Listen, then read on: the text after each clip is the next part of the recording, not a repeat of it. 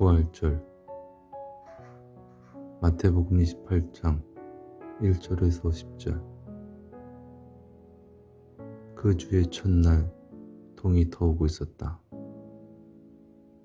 안식일이 끝났다. 막달라 마리아와 다른 마리아가 무덤을 보러 왔다. 그때 갑자기 큰 지진이 일어났다. 주의 천사가 하늘로부터 내려왔다. 그가 돌로 다가가서 돌을 굴려버리고 그 위에 앉았다. 그를 바라보는 것은 마치 번개를 보는 듯했고 그의 옷은 눈처럼 희었다. 감시병들은 그를 보고 겁에 질려 부들부들 떨었고 시체 같은 모습이 되었다. 천사가 여자들에게 말했다. 두려워하지 마라. 나는 너희가 십자가에 못 박히셨던 분 예수를 찾고 있다는 사실을 알고 있다. 그는 여기 계시지 않다. 그는 다시 살아나셨으니 그가 말씀하셨던 대로다. 와서 그가 누우셨던 곳을 봐라. 또 당장 가서 그의 제자들에게 그가 죽은 자 가운데서 살아나셨고 그가 너희보다 먼저 갈릴리로 가고 계신다고 알려주어라. 거기서 너희가 그를 뵐 것이다. 그건 말이다. 이게 내가 너희에게 전할 말이다.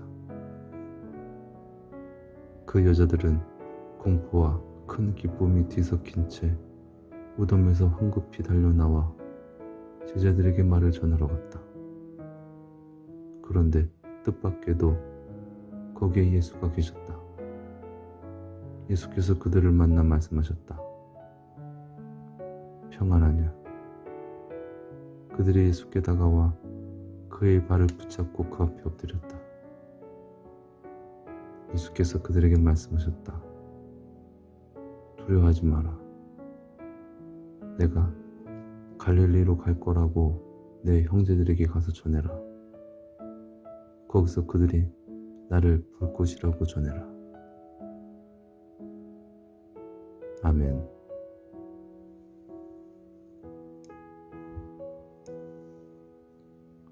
지진, 천사, 그리고 황급히 뛰어가는 여인들, 기이한 명료.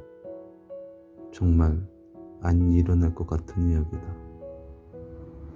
이 이야기가 실제로 일어날 것 같은 굉장히 합리적인 내용인가? 죽은 사람이 정말로 다시 살아났다는 이야기가 그 사실에 대해 우리가 잠시만 생각해보면 알 수 있는 혹은 약간의 통찰력만 가지고 있으면 쉽게 믿을 수 있는 사실인가? 1세기의 그 누구도 그렇게 생각하지 않았으며 오늘날 그 누구도 그렇게 쉽게 생각하지는 못할 것이다. 하지만 이게 실제다. 이것이 부활절 이야기의 핵심이다. 이것이 본문이 말하려는 메시지다. 이 이야기는 늘 기이하고 말이 안 되는 터무니없는 이야기였다. 만약 이스라엘의 옛 소망이 진정 사실이라면 당신은 이런 일이 아닌 어떤 다른 일이 일어날 것으로 기대했겠는가? 만약 세상을 지으신 하나님께서 세상을 제자리로 되돌려 놓기 위해서 혼돈과 오만과 탐욕 그리고 어둠과 죽음의 세력 전체를 끌어들여 그들이 할 수 있는 최악의 짓을 저지르도록 허용했고 그 과정에서 그 세력이 스스로 자기 힘을 소진시키도록 마침내 조치를 취하셨다면 만약 나사렛 예수가 백부장이 3일 전에 자신도 모르게 말했듯이 진정 하나님의 아들이라면 당신은 이런 일이 아닌 어떤 다른 일이 일어날 것으로 기대했겠는가? 흰 수염을 기른 현인들이 숙고할 만한 어떤 철학적인 진리를 차분하게 수정해서 가르치는 모습, 혹은 세상을 산산조각냈다가 새로운 모습으로 다시 되돌려 놓는 사건, 그들이 이 이야기를 꾸며내지 않았다는 사실을 보여주는 증거는 이 이야기에서도 가장 개연성이 없는 부분이다. 그 당시 율법 법정에서 여자들은 신빙성이 있는 증인으로 간주되지 않았으며 그것은 삼척 동자도 아는 사실이었다. 여자들이 중요한 역할을 담당했던 초창기 교회에서조차 부활 신앙에 관한 첫 공식적인 진술을 작성할 때 여자들의 이름은 그 진술에서 조용하게 제외되었다. 그렇다면 그 이야기의 최초 형태에는 그 여자들의 이름이 없었지만 나중에 마태, 마가, 누가, 요한이 서로 다른 방식으로 그 이름들을 삽입했을 가능성보다 그 이름들이 처음에는 그 이야기 안에 들어있다가 나중에 공식적인 진술에서 제외되는 일이 벌어졌을 가능성이 1000% 더 높다. 공적으로 활용하기 위해서 훌륭한 이야기를 어떤 식으로 파괴하는가? 모든 사람이 그렇게 말했을 것이며 많은 회의론자들이 실제로 그렇게 말했다. 히스테리에 걸린 소수의 여자들의 증언에 기댄 말도 안 되는 이야기를 어떻게 믿을 수 있단 말인가? 하지만 바울이 같은 편지의 다른 부분에 적어 놓은 대로 하나님은 세상에서 약한 것들, 세상이 어리석다고 간주하는 것들을 택하셔서 세상에 강하고 지혜로운 것들을 부끄럽게 하신다. 그것이 바로 부활절에 의미하는 바다. 하나님은 새 일을 행하시고 계시며 예수가 그 이야기의 앞부분에서 말씀하셨듯이 1등이 꼴찌가 되고 꼴찌가 1등이 된다. 부활절은 모든 것의 위아래와 안팎이 뒤집히는 날이다.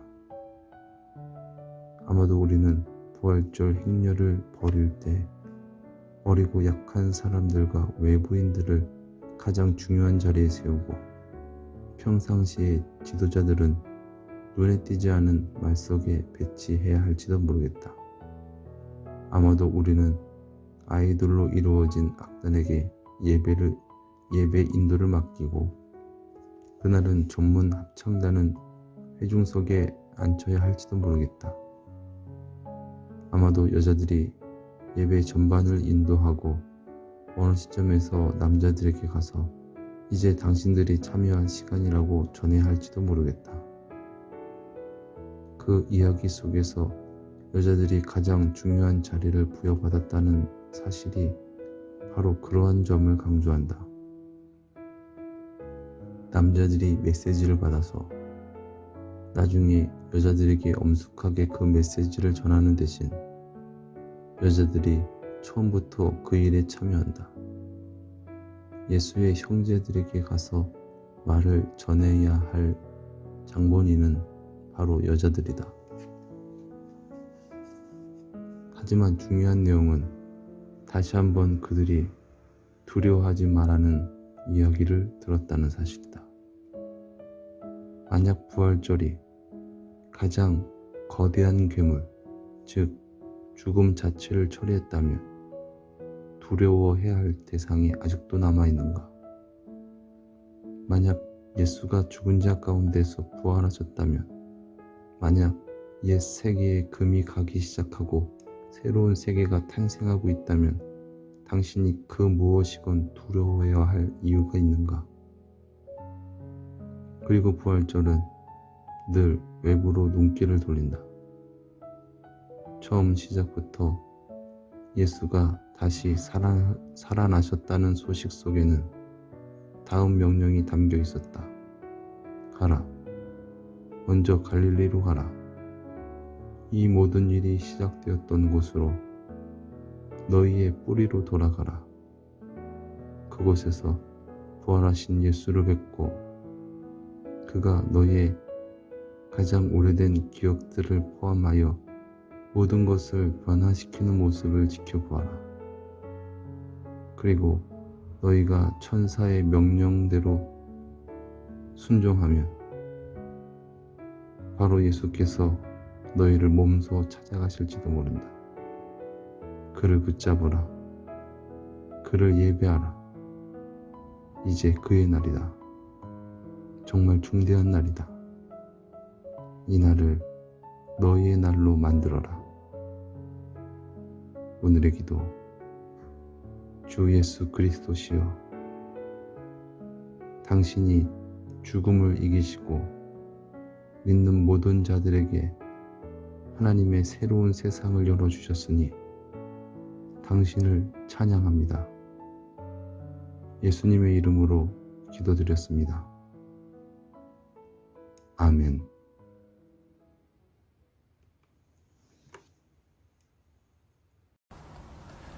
할렐루야.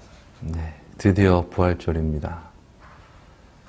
오늘 묵상한 마태복음 28장 1절에서 10절 말씀은 예수 그리스도의 부활의 이 첫 장면을 묘사하는 말씀이죠. 예수님께서 안식일 전날에 십자가 못 박혀 죽으시고 또 안식일을 또 무덤에서 보내시고 안식 후 첫날 즉 주일날 예수님께서 부활하시죠. 그 당시 이 유대 율법에는 안식일에는 어떠한 일이든 할 수 없는 것이었기 때문에 아마 여인들이 예수님의 시신에 어떤 향품을 바르고 싶고 어떤 그런 것을 하고 싶어도 그런 부분들이 있었기 때문에 아마 그 안식일에는 예수님께 가지 못했던 것이 아닌가라고 생각해 봅니다. 아무튼 안식일이 지났으니 이제 예수님의 무덤에 찾아온 이 여인들에게 놀라운 일이 벌어지죠. 갑자기 지진이 나고 또 하늘에서 천사가 내려오는데 그 천사가 무덤을 막았던 그 돌을 굴려냅니다. 그리고 천사가 그 돌 위에 앉았다라는 것을 얘기한다면 아마 돌이 엄청 큰 것으로 생각이 드는데, 아무튼 그런 광경을 그런 천사의 모습을 어떻게 광경하느냐, 번개와 같다라는 표현을 하죠. 우리가 번개 같다라는 표현 일반적으로 쓰는 것은 뭔가 좀 되게 빠르다라는 것을 나타낼 때 그런 표현을 하는데, 저는 그 의미도 물론 있겠지만은 우리가 번개를 봤을 때 정말 되게 막 두렵기도 하고 막 놀랍기도 하고 막 그 초자연적인 어떤 그런 발생적인 부분들을 보면서 우리가 되게 그 두렵고 막 그런 것이 들잖아요. 그런 것처럼 이 번개가 뻑 하고 부릉 이렇게 하는 것처럼 그 천사의 모습이 그러지 않았나라고 생각합니다. 그렇기 때문에 그 무덤을 감시하고 있었던 그 군병들이 완전히 얼어버렸고 정말 죽은 시체와 같이 되었다라는 그 말씀이 그런 부분들이 아니었나라는 생각이 듭니다. 어쨌거나 여인들도 너무나 당황스럽고 놀라고 그랬겠죠. 그런데 그 천사가 여인에게 말합니다. 여인들에게 나는 너희들이 예수님을 사랑해서 그래서 예수님이 무덤에 온 것을 안다. 두려워 말라. 그리고 예수님은 죽음에서 부활하셨다. 가서 들어가서 예수님이 계신지 안 계신지를 보고 또 예수님께서 먼저 갈릴리로 가 있을 테니 제자들에게 가서 예수님을 그곳에 가서 만나라 라는 그런 말을 하게 되죠. 여인이 너무나 막 여러 가지 복합적인 감격, 그 기쁨과 또 어떤 두려움과 어떤 그런 놀라운 그런 일을 만나서 예수님의 무덤에 들어가서 예수님의 시신이 있는지 없는지 확인을 하고 또 황급히 달려나와서 이제 제자들에게 그 소식을 전하려고 나가려고 하는데 부활하신 예수님이 여인들에게 나타나죠. 저는 아마도 이 광경은 아마도 예수님께서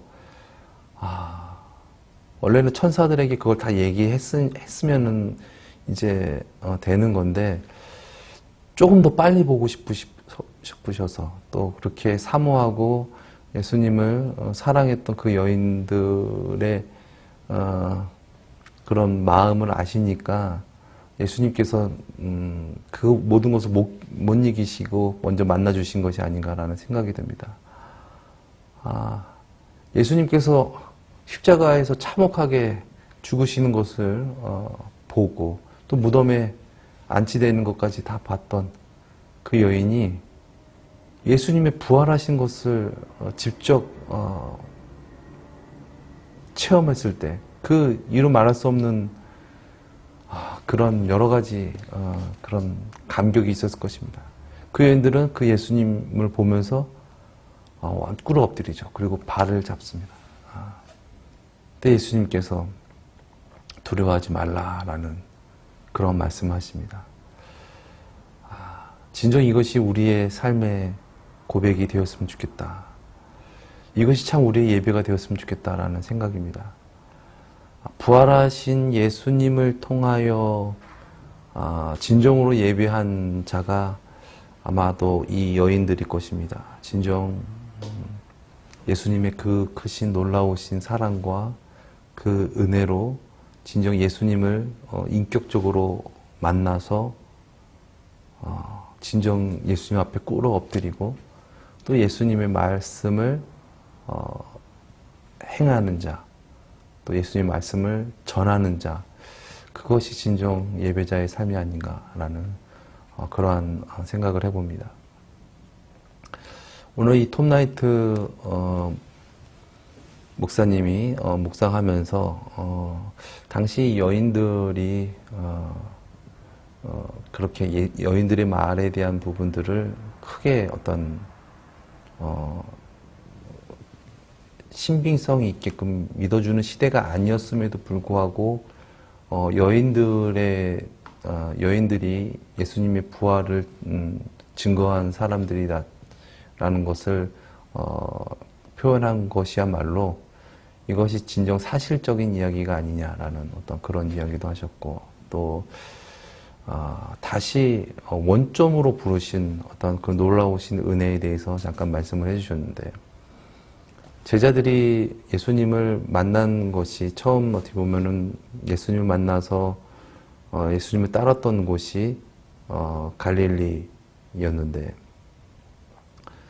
다시 부활하신 예수님께서 갈릴리로 그들을 부르셨다라는 것이죠. 여러 가지 의미가 있겠지만은 다시 그러한 어떠한 사명을 회복해 주시고 물론 예수님을 온전히 따르지 못했고 예수님을 온전히 믿지는 못했지만 다시 한번 어떤 기회를 주시는 어떤 그런 의미도 있겠지만은 저는 그 의미를 좀 더 확대해서 진정 하나님을 알 수 없는 우리들에게 태초에 아담과 하와는 하나님과 함께 있었잖아요. 그런데 그 하나님을 진정으로 알지 못했고 진정으로 믿지 못했고 그렇기 때문에 진정 하나님의 말씀을 지킬 수 없었던 그런 연약한 존재, 그래서 죄 가운데 빠졌던 어떤 그러한 우리를 진정으로 다시 구원하시기 위해서 진정 참 하나님으로 믿고 예배하는 자가 되기 위해서 하나님께서 그 놀라우신 그 은혜를 베풀어 주셨다. 그리고 그 은혜 후에 하나님께서 다시 부르셨다라는 그런 의미로 다가옵니다. 그렇습니다. 우리가 우리의 힘으로 우리의 의로 어떻게 하나님을 진정 알 수 있으며 하나님을 어떻게 온전히 예배할 수 있겠습니까? 하나님의 놀라우신 그 은혜, 우리에게 나타내 주신 그 놀라우신 은혜와 사랑, 우리를 죽도록 사랑하시고 또 우리를 위하여 부활하셔서 그 진정 하나님이심을 증거하신 그 놀라우신 은혜의 계시가 아니면은 우리가 진정 예수님을 온전히 주님으로 믿고 따를 수 없다라는 것이죠. 하나님은 우리를 사랑하십니다. 진정 우리를 진정으로 다시 부르십니다. 우리의 어떤 노력과 우리의 행위로 막연하게 주님을 믿었던 우리, 그래서 죄 가운데 빠질 수밖에 없었던 우리를 진정 하나님이 무엇인지 또 누구신지를 나타내시고 올바르게 참으로 예배하기 위해서 우리에게 베풀어 주신 그 놀라우신 은혜와 그 사랑, 그 사랑 앞에 우리가 진정으로 예배하는 것, 그것이 하나님께서 우리에게 은혜 베풀어 주시고 우리를 부르신 목적이 아닌가라는 그런 생각을 해봅니다. 많은 분들이 하나님을 인격적으로 만난다, 하나님을 만났습니까? 라는 어떤 그런 이야기를 합니다. 근데 진정 하나님을 만났다라는 것은 어떤 영적인 신비한 체험을 하고 어떠한 그런 부분들도 물론 있겠지만 진정 하나님을 만나게 되면 진정 그것은 예배가 회복되는 것이다 라고 생각이 됩니다. 진정 하나님을 알게 돼서 하나님을 예배를 하게 되면 하나님을 따르게 되는, 또 하나님으로 말미암아 삶이 변화가 되는 어떤 그런 역사가 나타나는 것이죠. 나는 하나님을 만나서 그렇다고 하지만은 나의 삶은 예전과 똑같은 삶을 살아가고 있다면 그가 과연 진정 하나님을 만난 것인가? 그런데 진정 하나님을 만나고 그의 삶이 진정 예수님을 닮아가고 또 그의 삶 속에 자신을 초월한 하나님의 역사하심과 능력이 나타나는 삶을 경험하고 또 그러한 삶을 살아가고 있다면 그 사람은 진정 하나님을 만난 것일 것입니다. 이것을 신학적인 용어로 성화라고 하죠. 정말 거룩한 모습으로 변화되는 것, 그것은 진정 하나님을 인격적으로 만났을 때만이 가능한데 우리가 우리의 힘으로는 하나님을 만날 수가 없어서 하나님께서 우리를 만나주시기 위해서 그렇게 놀라운 은혜를 우리에게 베풀어 주시고 진정 우리를 다시 불러주셨다는 것이죠. 진정 우리가 그 놀라우신 그 계시대로 오신 예수님, 또 우리를 위해서 죽으시고 부활하신 그 예수님을, 그 예수님께 참으로 예배함으로 말미암아 진정 하나님의 놀라우신 뜻과 하나님의 놀라우신 그 계획이 우리를 통하여 펼쳐져 나갈 수 있기를 예수님의 이름으로 축원드립니다. 기도하시겠습니다. 모든 죄와 사망 권세 이기시고 부활하신 예수님, 진짜 그 예수님을 우리가 진정 감격적으로 진정으로 만남으로 이제 예수님으로 말미암아 죄에서 또 나로부터 구원받아 진정 하나님의 나라에서 하나님의 뜻을 이루며 살아가는 우리가 되어지기 원합니다. 진정 주님의 은혜 없이는 우리는 하나님을 알 수도 없고 하나님을 참으로 예배할 수 없고 그렇게 죄악 가운데서 살아갈 수밖에 없는데 하나님께서 우리에게 찾아오셔서 우리를 만나주신 놀라운 은혜 베풀어 주심을 감사합니다. 그 부활하신 예수님, 진정 우리가 진정으로 예배하며 경배하며 살아가기 원합니다. 우리의 삶을 인도하여 주시고 구원하여 주시옵소서, 다스려 주시옵소서 감사드리며 우리를 구원하신 죄와 사망 권세에 이기신 부활하신 예수 그리스도의 이름으로 기도드리옵나이다. 아멘.